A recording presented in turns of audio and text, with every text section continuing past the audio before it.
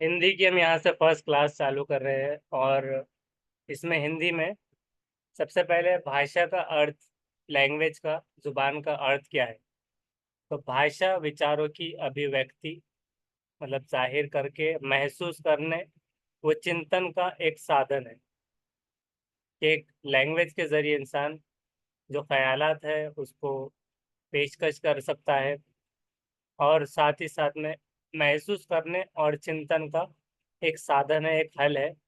Communicate करके अपने thinking वगैरह चीज़ें जो आप समझ रहे हैं, जो बताना चाह रहे हैं, ये भाषा के तौर पर आप वो चीज़ें एक्सप्रेस कर सकते हैं।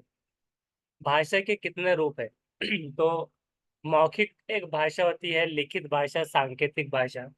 मौखिक मतलब होती है कि ओरल, जो ओरल एक डिस्कशन चलता है, कम्युनिकेशन होता है, तो ये मौखिक भाषा होगी। जैसे कि इमेज यहाँ पर बताई जा रही है कि ब्ला ब्ला ब्ला, इस तरह से बातें चल रही है।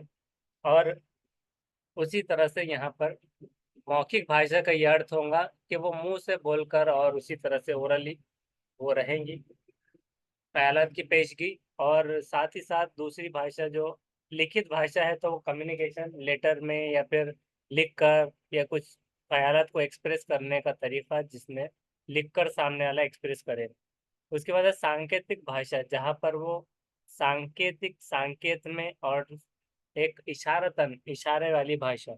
जैसे कि अगर ट्रैफिक पुलिस जो है सिग्नल पर अगर वो इशारा कर रहा है, तो वो सांकेतिक भाषा का प्रयोग कर रहा है।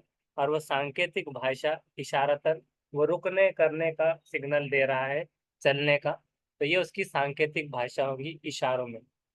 उसी तरह आप बात करते हैं लिखित भाषा, मौखिक भाषा की अपेक्षा अधिक स्थायी है।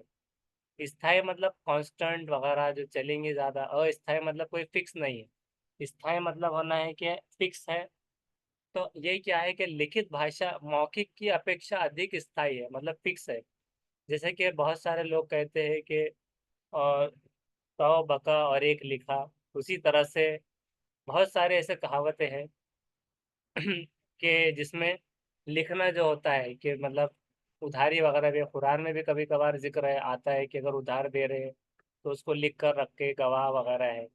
तो ये क्या है कि लिखित में अगर आज किसी ने मौखिक भाषा के रूप में किसी को कुछ कह दिया कि चलो ठीक है, तुमने अगर ये कर दिया मैं इतने दिन में ये चीज़ कर दूंगा, लेकिन वही चीज़ अगर वो लिख कर ले रहा है, तो बहुत सारे लोग कहते हैं कि हमको लिखित दो, लिख कर दो जो आप ये बात कह रहे हो, तो आप हमें लिख कर बताइए ताकि वो उसकी बात से फिर ना पाए।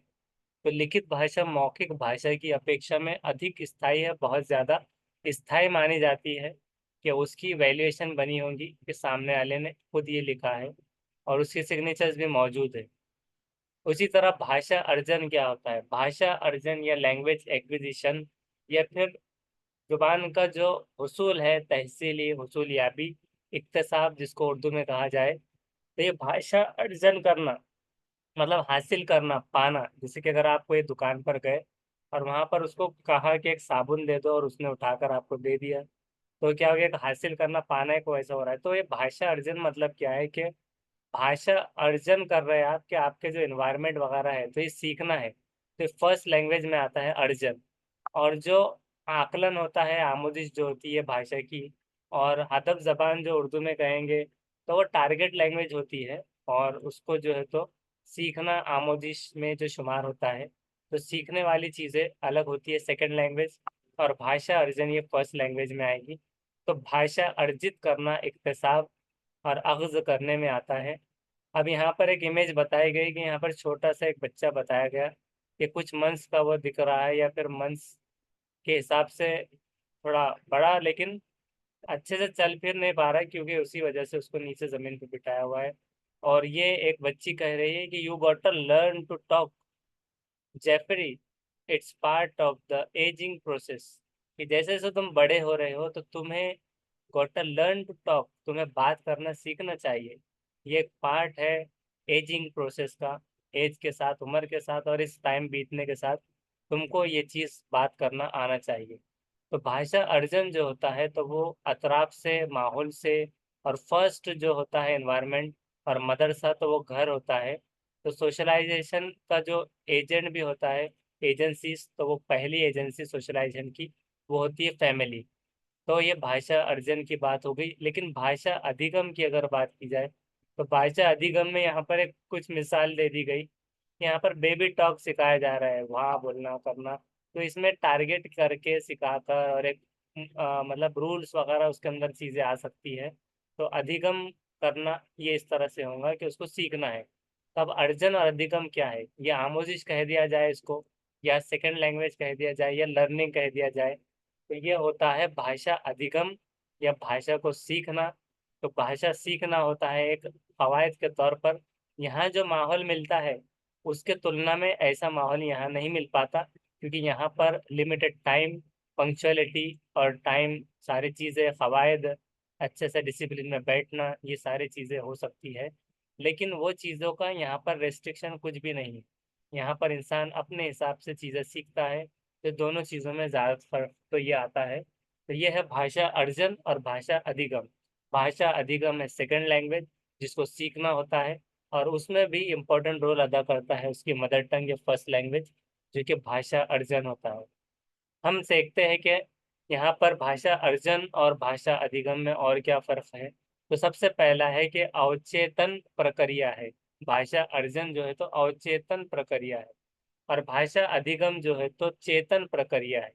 अभी जैसे बताया गया था कि यहाँ पर कुछ उसूल कवायद वगैरह नहीं होते ज़्यादा अर्जन में, लेकिन यहाँ पर उसको सिस्टमेटिक सीखना होता है। अगर स्कूल है तो ज़्यादातर स्कूल का काम ये होता है, स्कूल वो जाकर सीखता है, कवायद होती है, गर्दान होती है, उसकी जो है तो वर्णमाला होती है, और उसी तरह से ये सारे जो है तो चीज़ें होती है जिसकी वजह से वो भाषा अधिगम में जाता है।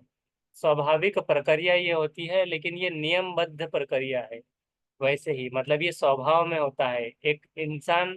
बहुत सारे फिलोसोफर ने ये कहा कि जो बच्चा पैदा होता है तो लर्निंग की स्किल्स और एबिलिटीज लेकर ही पैदा होता है। इस तरह से अलग अलग साइंटिस्ट ने कहा। कुछ ने कहा कि वो पैदा होने के बाद में चीज़ों को सीखता है तालमेल करके। ये साइंटिस्ट जो थे अलग अलग, बहुत दूर के नहीं है, मतलब यहीं करीब के जो हम हमेशा सुनते आए हैं। तो वाइगोट्स्की वगैरह इस तरह से जो जो थे, जीन प्याजे और अलग अलग तो इनके मुताबिक ये चीज़ें थी। तो स्वाभाविक प्रक्रिया ये हो गई, और ये नियमबद्ध प्रक्रिया है। यहाँ पर रूल्स, कवायद के उसूल, ये सारी चीज़ें रहेंगे। अनौपचारिक प्रक्रिया इसको कहा गया, और इसको औपचारिक प्रक्रिया।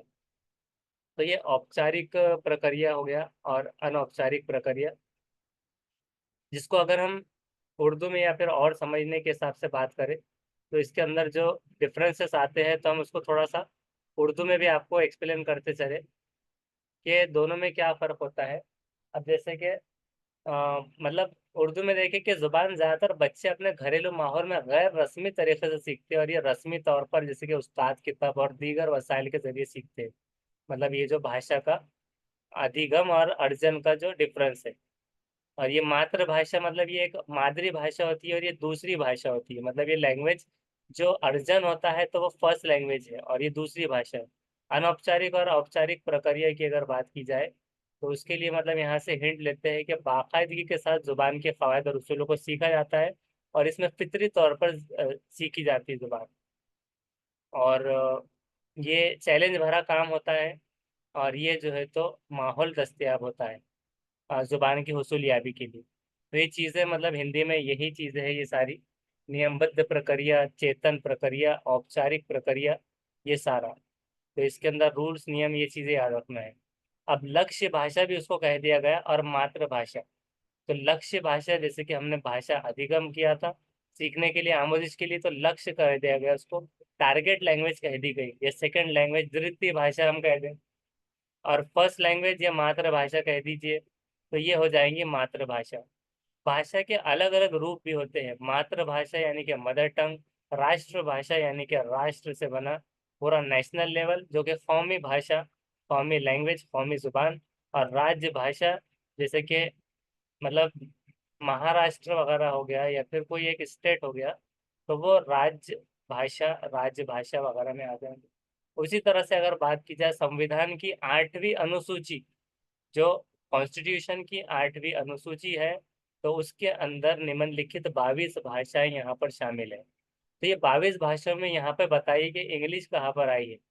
तो सबसे पहले आपको ये भी याद रखना है कि इसके अंदर ये जो 22 जो भाषाएं शामिल है, तो इसके अंदर कहीं पर इंग्लिश आपको दिख रही है क्या, अंग्रेजी यहाँ पर नहीं दिखाई देंगी आपको, क्योंकि 343 के अमेंडमेंट 1 में शामिल वो इंग्लिश नहीं है, वो सरकारी जुबान में हिंदी है।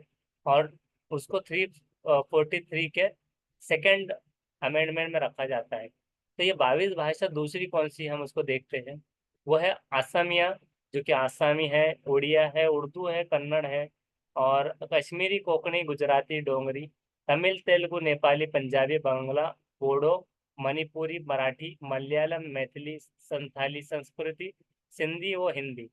इस तरह से 22 भाषाएं हैं, जो कि 343 के अमेंडमेंट 1 में, जो कि आपको थोड़ा जोड़ दिया जाए क्योंकि इसमें कुछ लिमिटेड इंफॉर्मेशन है, तो आपको थोड़ा सा, यानी हालांकि है हिंदी, लेकिन यहाँ से हम कुछ इंफॉर्मेशन आपको यहाँ से देते हैं कि यूनियन की सरकारी जुबान जो है, तो वो उसमें आर्टिकल 343 के हिसाब से एक हिसाब से यहाँ पर 343 के सेकंड के मुताबिक कॉन्स्टिट्यूशन के लिए इंग्लिश बतौर एसोसिएटिव लैंग्वेज, हेल्पिंग लैंग्वेज के तौर पर ये इस्तेमाल होती है।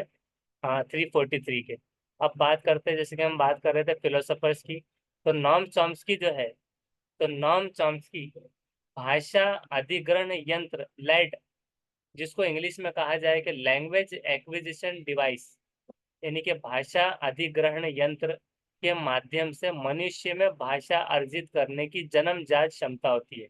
अब जैसे कि हमने इससे पहले कहा था कि जन्मजात क्षमता होती है, तो ये कहा है नॉम चॉम्स्की ने कि भाषा को अधिग्रहण यंत्र लैड, लैंग्वेज एक्विजिशन डिवाइस के जरिए से मनुष्य में भाषा को सीखने की, अर्जित करने की, इक्तसाब की, तहसील और हुसूलियाबी की जन्मजात पैदाइश से ही एक एबिलिटी होती है, क्षमता होती है। तो ये नॉम चॉम्स्की का यहाँ पर आप फोटो देख लीजिए। उसके बाद चलते हैं कि विश्व की सभी भाषाएं एक ही मूल व्याकरण, मतलब यूनिवर्सल ग्रामर से संबंध है, जिसे समझने में लैड जो होता है, लैंग्वेज एक्विजिशन डिवाइस, वो हमारी सहायता करता है, हमारी मदद करता है सारी चीज। अब है सैपिर वॉफ परिकल्पना क्या होती है। सैपिर वॉफ परिकल्पना, तो भाषागत सापेक्षतावाद, लिंग्विस्टिक रिलेटिविटी जिसको कहा जा रहा है, लिंग्विस्टिक रिलेटिविटी। अब रिलेटिविटी से तो हमको रिलेट से रिलेशन यहाँ पर दिखाई दे रही है, तो भाषागत सापेक्षतावाद की परिकल्पना के अनुसार, तो इनकी जो परिकल्पना थी, तो इनके हिसाब से ये इनका नाम है, और उनकी परिकल्पना जो रही, उनका चीज, उनका नजरिया जो रहा सैपिर भाव का, तो इनकी परिकल्पना के अनुसार किसी भाषा की संरचना उस भाषा के बोलने वालों की विश्व दृष्टि या विश्व दृष्टिया जो होती है उसमें, यानी जिस नजरिए से वो देखता है, जिस तरह बात कर रहा है, उसको प्रभावित करती है बोलने वालों की।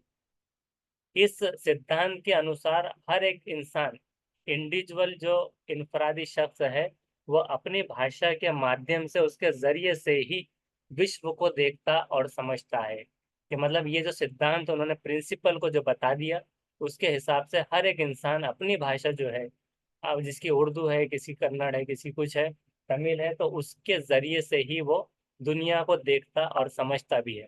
तो इन्होंने ये बताया कि किसी भाषा की संरचना और उसकी भाषा को बोलने की विश्व दृष्टि, कि उसका जो दुनियावी और उसको देखने का जो नजरिया है, तो उसको प्रभावित करता है, उससे उस तरह से वो बनता है, और उसी तरह से ही वो दुनिया को देखता और समझता है। अब यहाँ पर कुछ सवाल है कि ये विचार की भाषा ये निर्धारित करती है कि हम दुनिया के बारे में किस प्रकार सोचते हैं, किससे संबंधित है। अगर ऐसा सवाल आता है, तो ये है कि स्पीर ऑफ परिकल्पना, तो परिकल्पना कल्पना में ही यहाँ पर रखा हुआ है। तो विचार, ये भाषा निर्धारित करती है कि हम दुनिया को किस बारे में सोचते हैं, तो ये संबंधित है स्पीर ऑफ परिकल्पना से। स्किनर क्या कहते हैं, ये स्किनर की तस्वीर यहाँ पर देख लीजिए। स्किनर जो है, इनका नाम बहुत आता है, B.F. स्किनर वगैरह इस तरह से। तो स्किनर ने सुझाव दिया कि एक बच्चा अपने माता पिता और आसपास के लोगों की भाषा का अनुकरण करके भाषा को सीखता है, कि उनकी तकलीद करके, उनकी रविश तकलीद करके उनको वो जिस तरह से बोल रहे हैं वैसा बोलकर माहौल के हिसाब से, उसके हिसाब से वो क्या करता है, भाषा को सीखता है। तो ये स्किनर का नजरिया है। उसके बाद प्याजे और वाइगोट्स की क्या कहते हैं, तो प्याजे के हिसाब से विचार, जो ख्यालात होते हैं, वो भाषा से पहले आते हैं। कि मतलब अगर इंसान ऐसा नहीं है कि बस उर्दू है तो उर्दू बोल लिया, तो उसके दिमाग में विचार, जो सोच थी, ख्यालात, वो भाषा से पहले आते हैं। और भाषा को निर्धारित भी करता है, कि भाषा को वो निर्धारित भी करता है कि वो सही तरह से फिर बोल पाएगा। और वाइगोट्स की का ये मानना है, ये तो था प्याजे का। अब वाइगोट्स की कह रहे हैं कि विचार और भाषण अलग अलग प्रक्रिया है। वो कह रहे हैं कि विचार भी अलग है और भाषण भी अलग है, दोनों अलग है। प्रक्रिया है जो 3 साल की उम्र में विलीन हो जाती है, जो कि 3 साल की उम्र के बाद में वो विलीन हो जा रही है, मिक्स हो जा रही है, इस तरह से कुछ वो कहना चाह रहे हैं। यहाँ पर देख लीजिए प्याजे और वाइगोट्स की दोनों को। कौन से कौन है वो खुद आपको पहचानना है। उसके बाद में जीन पियाजे के हिसाब से अहम केंद्रित वाक की बात की गई, मतलब वो एक ईगो सेंट्रिज्म वगैरह, जैसे कि हमेशा से उन्होंने बताया था। तो सेंट्रिज्म ज्यादा आता है जीन पियाजे जब भी नाम आता है। तो मरकजियत होती है, मरकजियत से याद रखना है कभी भी जीन पियाजे। लेकिन लेव वाइगोट्स की जब जब आता है, तो बालक भाषा अपने से, परिवेश से, अंत क्रिया, इनके अंदर में जब भी वाइगोट्स की आता है, तो चाहे वो चाइल्ड डेवलपमेंट हो या फिर भाषा लिंग्विस्टिक डेवलपमेंट हो या लिंग्विस्टिक पेडागोजी हो, तो अंत क्रिया का यहाँ पर बहुत महत्वपूर्ण, यहाँ पर उनके उसमें वाइगोट्स्की से जुड़ा हुआ कॉन्सेप्ट है। जो कि भाषा अपने से, परिवेश से अंत क्रिया करते हुए सीखता है। अंत क्रिया करते हुए, कोशिश करते हुए, सेल्फ रेगुलेशन वगैरह सारी चीजें इसमें आती है। इनके अनुसार निजी भाषा बालक के संज्ञानात्मक, यानी कि कॉग्निटिव जो डेवलपमेंट होता है, कॉग्निटिव डेवलपमेंट, उसके अंदर सहायक होता है, वो हेल्पफुल होता है। निजी भाषा के, जो प्राइवेट स्पीच जो कहा दिया जाए, कि प्राइवेट स्पीच जो होती है कि वो खुद से जो बातें करेगा, सेल्फ रेगुलेशन करेगा, तो उसके कॉग्निटिव डेवलपमेंट के अंदर वो बहुत ज़्यादा सहायक और अ, इस तरह से होता है। अब ये कौन आ गए, तो यहाँ पर देखते हैं कि ये मॉडल जो है तो किसका है। यहाँ पर ये बहुत ही इम्पोर्टेंट है। और इसके ऊपर जो है तो हाइपोथेसिस, जो यहाँ पर आप टर्म देख रहे हैं, इनपुट I+1 का नजरिया, तो ये जो है तो हमेशा आता रहता है एग्जाम में। हिंदी के जितने भी, मतलब आपने अभी ऑनलाइन से भी जो एग्जाम दिए थे, तो उसके अंदर आप देख सकते हैं। तो इसमें ये नजरिया आया है।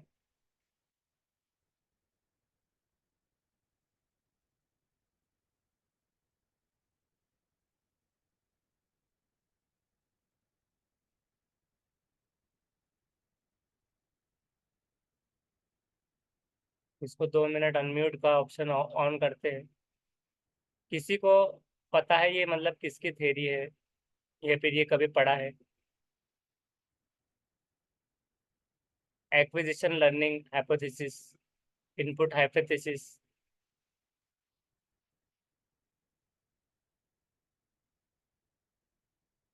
तो ये बहुत ही इम्पोर्टेंट है, जो कि आता है एग्जाम में, हिंदी वाले में भी और उर्दू में भी आता है। कि जो भी इंसान जो होता है, यहाँ पर जो इनपुट हाइपोथेसिस यहाँ पर रखा हुआ है, पहले इसको समझा देते हैं आपको, क्योंकि मेन मवाद यही है कि इसके ऊपर सवाल आता है। कि यहाँ पर जब भी I+1 का जो नजरिया होता है, तो यहाँ पर जो आई होता है, तो आई होता है कि सामने वाले को कितना आता है, मतलब ऑलरेडी वो कितना जानता है। और +1 की स्किल जो होती है, तो उसके आगे की beyond the current level of learner जो हो जाएंगी, तो वो I+1 के अंदर एक्विजिशन कॉम्प्रिहेंसिबल इनपुट में ये बैठेगा। तो इसके ऊपर कुछ सवालात आते हैं, हो सके तो उसको कल आपको बताया जाएगा कि किस तरह से वो सवाल आता है। ऑनलाइन से आया हुआ है बहुत मरतबा। तो ऑनलाइन जो हुआ था अभी सीटेड, उसमें सवाल इसके अंदर आया था। तो यहाँ पर पहला है कि एक्विजिशन लर्निंग का हाइपोथेसिस जो होता है, तो एक्विजिशन सबकॉन्शियस प्रोसेस होता है, लर्निंग फॉर्मल इंस्ट्रक्शन होती है सीखने की। दूसरा है कि मॉनिटर हाइपोथेसिस जो होता है, तो ये एक्विजिशन अटरेंस और लर्निंग मॉनिटर एडिटर होता है यहाँ पर। और नेचुरल ऑर्डर का जो हाइपोथेसिस होता है, तो एक्विजिशन ऑफ ग्रामेटिकल स्ट्रक्चर यहाँ पर फॉलो करता है नेचुरल ऑर्डर को, जो भी जो कि प्रेडिक्टेबल होता है कि आगे क्या होगा। और उसी तरह से इनपुट हाइपोथेसिस जो होता है, तो ओनली एक्विजिशन कॉम्प्रिहेंसिबल इनपुट ये यहाँ पर आएगा। तो ये वाला जो इम्पोर्टेंट पॉइंट है बहुत, इसके ऊपर सवाल आते ही याद रखना है।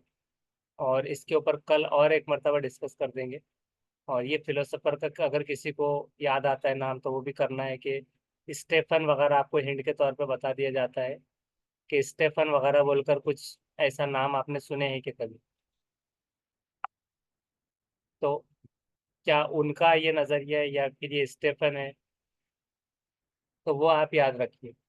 उसके बाद चलते हैं कि अधिग्रहण सीखने की परिकल्पना क्या है। मॉनिटर परिकल्पना, इनपुट परिकल्पना, मतलब ये जो चीज़ें जो बताई गई ऊपर, तो उसके ऊपर प्रभावी निष्पन्द परिकल्पना, प्राकृतिक आदेश परिकल्पना, जिसको ये इंग्लिश में जो चीजें थी, तो उसको कर दिया गया हिंदी में। अधिग्रहण सीखने की कल्पना, परिकल्पना जो कि थी एक्विजिशन, तो अधिग्रहण कर रहे हैं, तहसील कर रहे हैं, हासिल कर रहे हैं, अग्ज कर रहे हैं महारत को। लर्निंग हाइपोथेसिस, कि उसकी परिकल्पना, यानी कि इसको क्या कहा जाए कि उसको एक इमेजिनेटिव वे में हाइपोथेसिस, कयास आ रही कह दिया जाए। कयास आ रही तो सिर्फ एक तसव्वुर कह दिया जाएगा इसको, तसव्वुर के तहसील का, सीखने का तहसीली तसव्वुर ये कह दिया जाए कि सबकॉन्शियस प्रोसेस। ये तो ये सारी चीजें बाद में आएंगी। दूसरा जो था तो मॉनिटर हाइपोथेसिस, तो उसको कह दिया गया मॉनिटर हाइपोथेसिस ही। इनपुट भी इनपुट ही लिखा हुआ है। प्रभावी निष्पन्द परिकल्पना, प्रभावी प्रभावी निष्पन्द कल्पना परिकल्पना। और पांचवा है प्राकृतिक आदेश परिकल्पना के अफेक्टिव फिल्टर हाइपोथेसिस। तो अब ये चीजें उसमें रखी गई है। तो स्टेफन वगैरह क्या नाम है, क्या थ्योरी है, तो ये एक बार याद रख लेना है। उसको हम कल और डिस्कस करेंगे। भाषा कौशल की बात करते हैं, तो भाषा कौशल क्या होता है? भाषा कौशल ये होता है कि जो अगर उर्दू मीडियम से स्टूडेंट्स अगर होंगे, तो उनको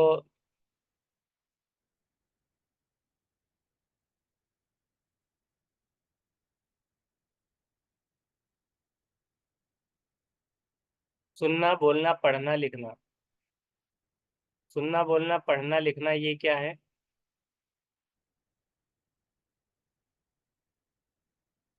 भाषा कौशल,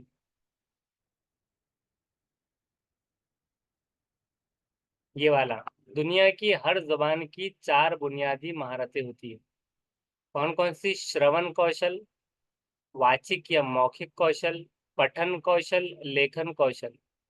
तो लिखना, पढ़ना, ख्वानदगी लिटरेसी से मुराद, तहरीर जुबानी इजहार, बोलना, समाज सुनना। तो लिसनिंग, स्पीकिंग, रीडिंग और राइटिंग LSRW से याद रखा जा सकता है। तो यह है भाषा कौशल। और भाषा कौशल मतलब चार बुनियादी महारतें जुबान की। तो इस तरह से आप याद रख सकते हैं। चार बुनियादी ज़ैली महारतें वगैरह, ऐसे अलग अलग क्वेश्चन आते हैं कि कौन कौन सी ज़ैली महारतें वगैरह। तो उसको तरतीब में याद रखना है कि सुनना, बोलना, फिर पढ़ना, लिखना, इस तरह। पढ़ना क्या है? तो उसके अंदर होता है मौन पठन, सस्वर पठन। ये दो चीजें आती हैं। मौन पठन, दिल में पढ़ना, सस्वर पठन, यानी कि इसको अगर हम और डीप में अगर पढ़े, अगर इसमें थोड़ा शॉर्टकट था, तो अब हम ये देखते हैं कि उसके अंदर भी सिर्फ जुबान की महारत है। लैंग्वेज स्किल, ग्रहणात्मक कौशल भी होता है, अभिव्यंजनात्मक कौशल और रचनात्मक कौशल होता है, तकलीफी, तामीरी और तहसीली।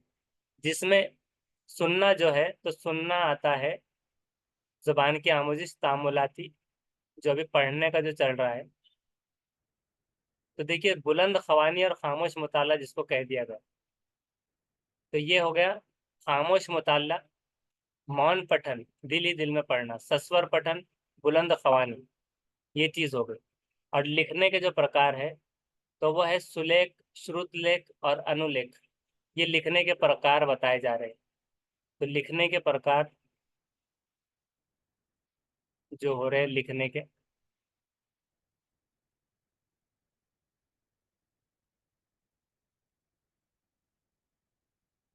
तो अब इसको सुलेख, श्रुतलेख और अनुलेख, इस तरह से देखा जाएगा। इसको मतलब सुलेख, श्रुत लेखन, ऐसे जो नाम आते हैं अलग अलग, अनुलेख, तो ये इस तरह से लिखने के प्रकार में आ रहा है। इसको और एक मर्तबा सुलेख वगैरह के ताल्लुक से इसको कल और कर लिया जाएगा डिटेल में। श्रुत लेखन जैसा आता है, अनुलेख, ये लिखने के प्रकार है। उसके बाद भाषाई विकार क्या है? भाषाई विकार मतलब अब जो बीमारियां होती है, डिसेबिलिटीज होती है, ये चीज़ें सीडीपी में भी बहुत इंपॉर्टेंट होती है, उसी तरह से जो है तो पेडागोजी में हर जगह पे आती है। तो भाषाई विकार, अपेजिया हो गया, डिसलेक्सिया हो गया, डिसग्राफिया हो गया, और ऐसे बहुत सारे चीज़ें हैं, मतलब 7-8 नाम है। तो ये भाषाई विकार होते हैं, जिसको अगर हम देखें भाषाई विकार को, तो हम इसको इधर स्किप करते हुए जाएंगे क्योंकि दोनों में ज़रूरी है। तो डिसलेक्सिया को हम थोड़ा विस्तार से पढ़ते हैं। तो ये है, डिसलेक्सिया एक व्यापक शब्द है जिसका संबंध पठन विकार से है। पठन यानी कि पढ़ने में कठिनाई, टी को ए क में विभेद नहीं कर पाना, सौ को वॉस, न्यूक्लियर को अनक्लियर में अंतर नहीं समझ पाना, और लेटर रिवर्स को पढ़ना, ये सब। जबकि पढ़ने में कठिनाई होती है तो लिखने में भी त्रुटि हो सकती है, यानी गलती हो सकती है। अप्रेक्सिया क्या है? ये एक ऐसी शारीरिक विकार है जिसके कारण व्यक्ति मांसपेशियों के संचालन से संबंध सूक्ष्म गति कौशल, जैसे कि लिखना, चलना, टहलना, मतलब फाइन मोटर और ग्रॉस मोटर दोनों भी स्किल में निपुण नहीं हो पाता। ये मस्तिष्क के सेरिब्रम में क्षति के कारण उत्पन्न विकार है। तो ये न्यूरोलॉजिकल डिसऑर्डर में भी आता है अप्रेक्सिया, जिसमें ग्रॉस मोटर स्किल, मांसपेशियां, उससे याद रखना है, शारीरिक विकार जिसमें मांसपेशियां, चलना, करना, लिखना, ये सब निपुण नहीं हो पा रहा। डिस्प्रेक्सिया क्या है? तो अप्रेक्सिया का ही एक प्रकार है, मस्तिष्क में क्षति के कारण होता है ये, और हाथ और आंखों के बीच समन्वय एवं संतुलन। तो सबसे ज्यादा आप क्या याद रखेंगे? डिस्प्रेक्सिया जब भी नाम आता है तो आपको याद रखना है कि संतुलन, कि कोऑर्डिनेशन और तालमेल स्थापित नहीं कर पा रहा, किसके बीच? आंखों के बीच और हाथों के बीच। कैच नहीं कर पा रहा, चीजें नहीं पकड़ पा रहा सही से, वो ग्रिप नहीं कर पा रहा, आंखों और हाथों का उसका कोऑर्डिनेशन, तालमेल मैच नहीं हो पा रहा। डिस्प्रेक्सिया तंत्रिका तंत्र संबंधी विकार है, जिसे सेंसरी इंटीग्रेशन डिसऑर्डर भी कहते हैं। अफेजे की बात करें तो भाषा एवं संप्रेषण अधिगम अक्षमता, मौखिक रूप से सीखने एवं विचारों को अभिव्यक्त करने में समस्या है, कि आप जो कहना चाह रहे हैं, आपके दिमाग में क्या चल रहा है, कि कहना क्या चाह रहे हो, तो आप अभिव्यक्त नहीं कर पा रहे हो उसको। मस्तिष्क में किसी प्रकार की क्षति से ये अपेजिया उत्पन्न हो जाता है। तो ये भी न्यूरोलॉजिकल डिसऑर्डर के अंदर की टाइप में आता है ये, जिसमें आप क्या कहना चाह रहे हो सामने वाले को, तो सामने वाले को वो समझ में नहीं आ पा रहा, या फिर आप कह नहीं पा रहे। डिस्फेजिया की अगर बात करें तो मस्तिष्क में क्षति के कारण बातचीत करने में आंशिक या पूर्णतः अक्षमता, कि थोड़ा बहुत हकला रहे हैं या फिर पूरी तौर पर नहीं बात कर पा रहे, तो डिस्फेजिया में वो आ रहा है। लेकिन एलेक्सिया जो है, तो ये भी मस्तिष्क में पढ़ने में अक्षमता होता है, लेकिन हमने पढ़ने से तो मुराद पढ़ा था कि डिसलेक्सिया होता है। तो लेकिन जो एलेक्सिया है, तो ये, इसको दूसरा नाम है शब्द अंधता या पाठ अंधता, या फिर विजुअल अफेजिया भी उसको कहा जाता है। ये अर्जित डिसलेक्सिया है, जैसे कि हमने बात किया था कि हमने डिसलेक्सिया में पढ़ने का देखा था, लेकिन ये अर्जित डिसलेक्सिया है, कि डिसलेक्सिया होने के कारण भी यह अर्जित डिसलेक्सिया की टाइप में भी आ जाता है, कि एलेक्सिया के कारण अफेजिया और डिसग्राफिया, ऐसे एक से ज्यादा बीमारी भी होने की संभावनाएं होती है, किंतु प्रत्येक स्थिति में संभव नहीं है। हर बार जरूरी नहीं कि ऐसा हो पाए। तो ये अर्जित डिसलेक्सिया भी कहा जाता है एलेक्सिया को, ये भी पढ़ने में क्षमता है। और इसमें क्या होता है कि धुंधला दिखता है, हमने देखा था। डिसलेक्सिया में क्या होता है कि डिसलेक्सिया में पढ़ने में कठिनाई, ये उल्टा पढ़ता है ज्यादातर, पढ़ने में गलती भी होती है, लिखता भी गलत है जब पढ़ता गलत है तो। लेकिन यहाँ पर एलेक्सिया में अंधता, शब्दों को अंधता, ब्लर दिख रहा है, और उसको पाठ अंधता या विजुअल अपेजिया भी कह दिया जा रहा है। क्योंकि अपेजिया तो हमने पढ़ा था कि विचारों को अभिव्यक्त नहीं कर पा रहा, यहाँ ही शब्दों को अभिव्यक्त नहीं कर पा रहा, इसलिए उसको विजुअल अपेजिया कह दिया गया। उसी तरह से डिसग्राफिया की बात करें तो ग्राफ मीन्स बनाना, ड्राइंग, लिखना, लिखने से संबंधित अक्षमता डिसग्राफिया है। ठीक से नहीं लिख पाता, हाथ, हथेली, उंगलियों से संबंधी गड़बड़ी होती है, मस्तिष्क में संबंधी कुछ गड़बड़ियाँ। और डिसकैलकुलिया जो होता है, गणित, अंक गणित समझने में कठिनाई, और उसे न्यूमलेक्सिया भी कहा जाता है। कैलकुलिया भी कहा जाता है। ग्राफिकल, आयो आइडो ऑडियोग्नोटिक और लेक्सिकल लेक्सिकल वर्ड्स वर्बल मस्तिष्क संबंधी कुछ गड़बड़ियां होती है। डिस्थीमिया होता है गंभीर तनाव की अवस्था, बहुत ज्यादा गंभीर होता है वो तनाव में। व्यक्ति की मन स्थिति हमेशा निमन होती है, सुस्त रहता है और तनाव में रहता है। बालक का अधिगम प्रभावित होता है इससे, सीखने की प्रक्रिया बहुत अधिगम होती है। उसी तरह डिस्मॉर्फिया होता है कि भ्रम हो जाता है कि मेरे शरीर के कुछ अंग बहुत छोटे या अपूर्ण है। दूसरों से तुलना करने लगता है उसको, शरीर के विभिन्न अंगों की तुलना दूसरों से करने में ये लगता है कि उसको ये लगता है कि मेरा कुछ शरीर में कमी है, मैं थोड़ा मोटा ही हूँ या मेरा हाथ ही थोड़ा सा ज्यादा एक बड़ा दिख रहा है थोड़ा हाथ जो है तो दूसरे के कंपैरिजन में। समावेशी शिक्षा योजना में बच्चे की आवश्यकता जरूरत के अनुसार शिक्षा दी जाती है। ये तो समावेशी शिक्षा चालू हो गया। अब हम पहुंचते हैं यहाँ पर भाषा विकार पर। अब भाषा शिक्षण की प्रमुख विधियां क्या होती है? भाषा शिक्षण अगर आप कर रहे हैं तो प्रमुख जो इसके मेन विधियां जो है वो होता है व्याकरण विधि, व्याकरण अनुवाद विधि, प्रत्यक्ष विधि, सम्मिश्रण विधि, संप्रेक्षण परक विधि, आगनात आगमन विधि और निगमन विधि। तो अब इसको 7 टाइप है यहाँ पर, उसको पढ़ते हैं एक एक करके। क्या होती है व्याकरण विधि? इस विधि के अंतर्गत अन्य भाषा के नियमों को कुछ शब्दों के साथ सिखाया और याद कराया जाता है।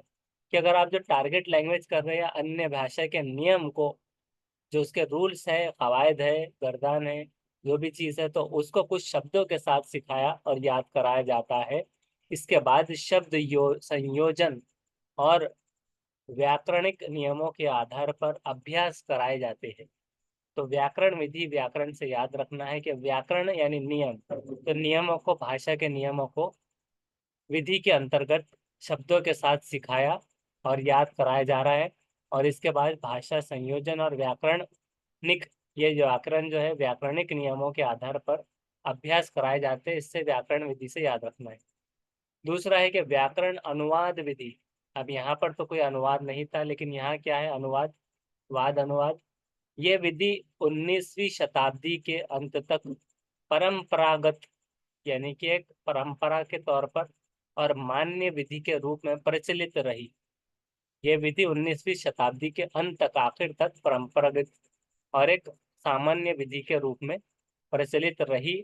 इसमें व्याकरण और अनुवाद, व्याकरण भी है और अनुवाद, दो विधियां परस्पर संयोजित है, तो एक परस्पर ही संयोजित रहती है।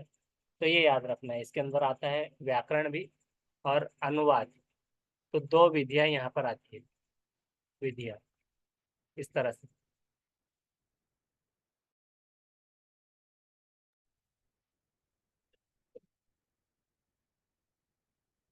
इसको बाद में और एक मर्तबा देख लेंगे, व्याकरण वगैरह तो डायरेक्ट नहीं आ रहा।